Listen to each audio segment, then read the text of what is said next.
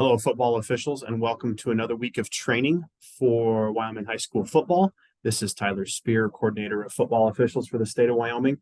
I have 4 clips for you today, and they have a theme. The theme of this is see it all, or see the whole play. This goes back to a basic tenet that we all need to work on as officials. That's eye discipline, EYE, eye discipline. We need to make sure that our eyes are where they need to be throughout the play.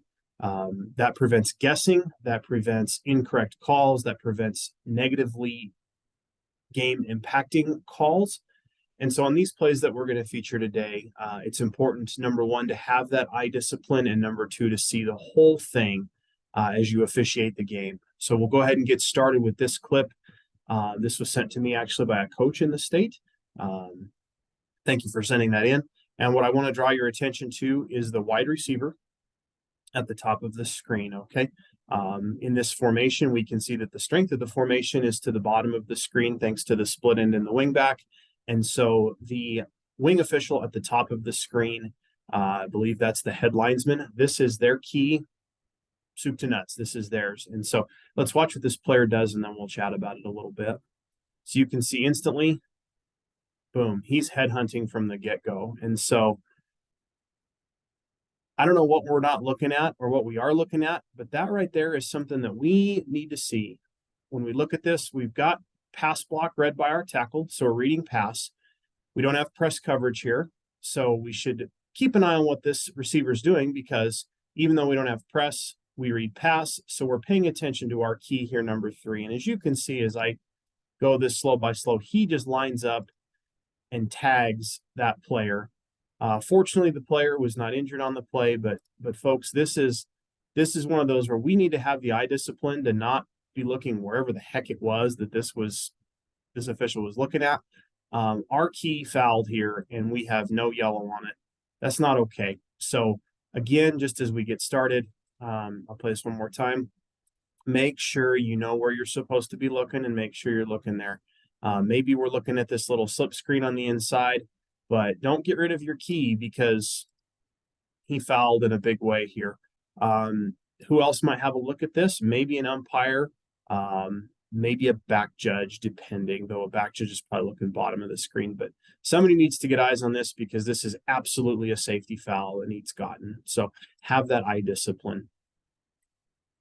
All right, the next batch of plays we're going to look at here all come from the same contest. And these are 3 plays. They all kind of complement each other a little bit.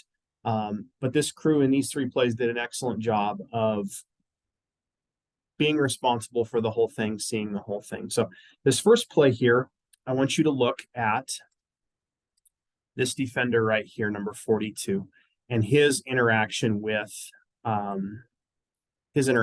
the blocker right here. Okay, that is the action we're going to be watching. I'll go ahead and let this go. I take that back. It was the pulling guard that he interacts with. So we'll speed this up here, but watch the action with the pulling guard at number 42. So you can see here, that looks like a lot. And at full speed, you might think, I'll play it full speed one more time. You might think, oh my goodness, how can we let this one spring the whole way on something like that? But I want you to look a lot more closely at this action. Goodness, I could full screen this. My apologies. Look at this action again. We'll go full speed. And it looks like a lot. You might even say, Tyler, that's a takedown. You've told us we've got to always throw on a takedown. And that's correct. But I want you to watch this action slowly. And this is why it's important that you see the whole thing. Referees, this is a lead block. You could see the wing, maybe the umpire. But if you look at this block slowly, you're going to see that while 55 initiates this contact on his block, watch 42 here as we go frame by frame. He tosses his hips, and he causes that action to go to the ground. So this is not a foul for holding by the offense. If anything, you could go holding by the defense on a reverse takedown. So again, I highlight this to tell you, you got to see the whole of this action, because if you come to this late, all you see is a defender on the ground and you think, oh my goodness, we have a takedown, we should throw on this. when reality is you have quite the opposite of that. So once more here, but you can see the hip turn there. I'm okay with this not being thrown. I think that was an action caused by the defense. So again, see the whole thing.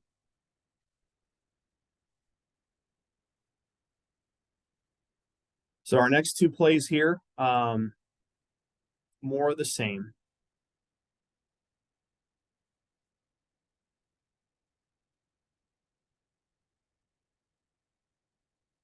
As we get started here, I want you to look at the end of the kick down here on the returner and the impending action that comes his direction from right here in the middle. So have your eyes there.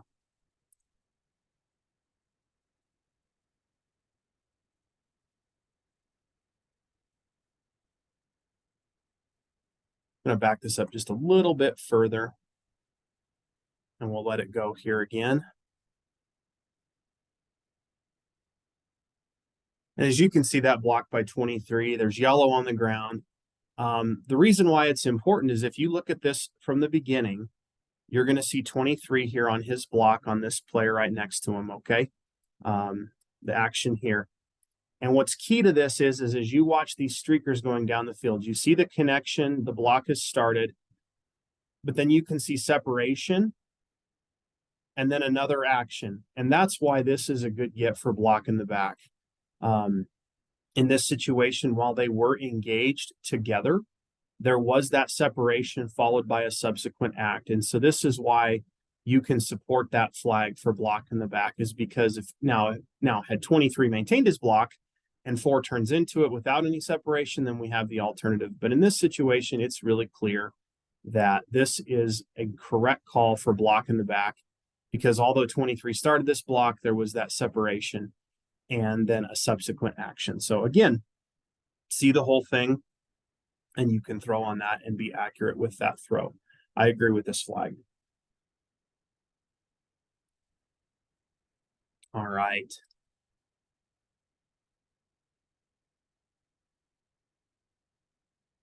This here on the other side of the coin is something slightly different here. And I want you to, I'm just going to play it through and then I'll draw your attention.